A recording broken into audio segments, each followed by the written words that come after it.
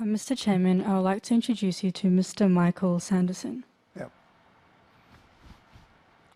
First one up with the second question. Couple of comments.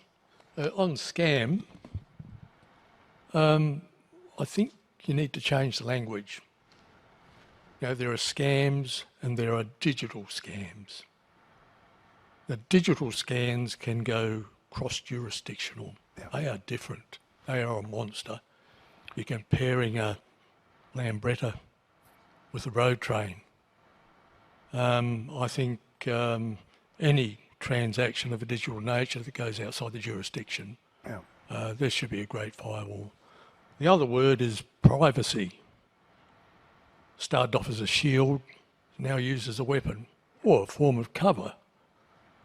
Again, misuse of the technology or the definition. But anyway, there's just a couple of comments.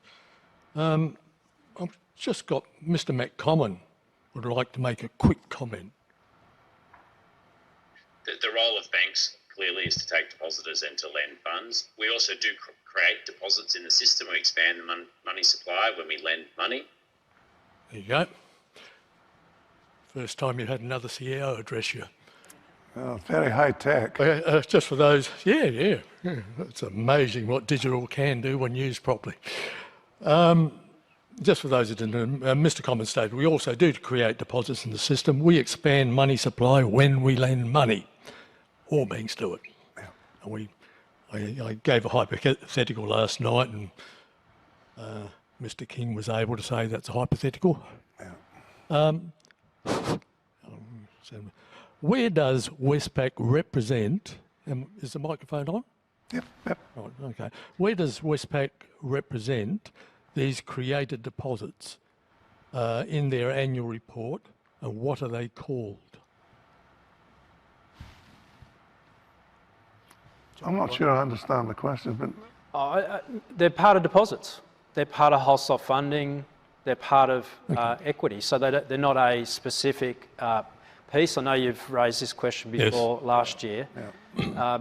You know, the role of money supply in the country is really through what the RBA does with interest rates, through the capital requirements of the banks, through the lending policies that we have. So all that goes into money supply. So they're not anywhere in particular in the balance sheet. It's part of the fact that we're an intermediary in the economy. Okay, isn't that misleading to call something that banks create from nothing a deposit? Wouldn't it be more informative and honest if they appeared in the balance sheet under a heading, say, pseudo liabilities? Oh, maybe you should call Mr. Common. I've got his mobile number. Oh, I've spoken about it. Good. With a line labelled unicorn deposits or Clayton's deposits? I think a deposit when we take a deposit, we owe someone, and that's how we think about deposits. Okay. A related question. The fundamental purpose of the RBA overnight cash rate is to set the interest rate that banks pay each other on other banks' funds that they hold. Correct. It's an income also. So in other words, when you're holding somebody else's money, you've got to pay them a few quid. That's old, isn't it? Gee. And vice versa. It's not technically correct what you say, but it's a surrogate for it. But Peter will explain it. The first point in the curve for interest rates is the RBA cash rate, and it's also used broadly in the exchange settlement account with the Reserve Bank, where you've got funds you need to deposit with them. So it creates the starting point for the interest rate curve in the economy. But the rates between banks is the interbank rate. The interbank rate, which is a cash rate. Not necessarily. It's different. Okay, it's my ignorance. As I said, I'm just a simple cocky. LIBOR or whatever equivalent. Can Westpac explain the linkage and how the RBA cash rate impacts on these Clayton's deposits that it creates in order to balance its balance sheet? So I personally, it's quite simplistic. You know, you create something to balance the balance sheet because you've expanded money supply. What is the linkage between the RBA cash rate and that pseudo deposit? Now, this is deja vu because we had this conversation last year. Sidestep.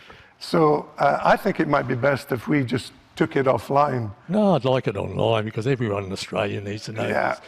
Everyone that's got a mortgage out there that... All right, Peter will help you here.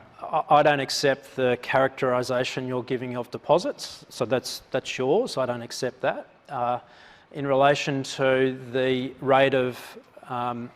rate we pay for deposits, it's on our website. All deposits are equal, depends on the product, and we pay them that interest rate. Even the pseudo deposits that you create to balance the loan. I don't accept that characterisation. So you're saying what Matt says, you know, we do create deposits in the system, we expand money supply, is fundamentally wrong? I'm not going to comment on Matt, as I didn't last year. It's not hypothetical, it's...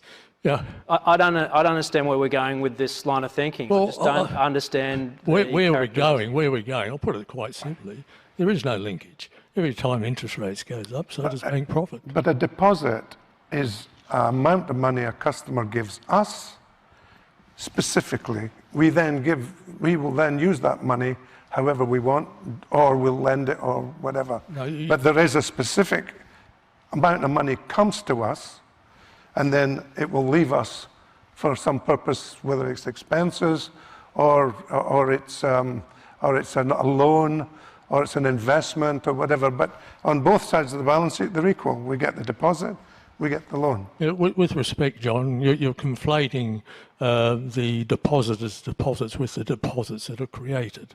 I'm specifically talking about the deposits that are created by the bank that we know appear in the deposit column, that don't represent offshore borrowing, don't represent depositors' deposits.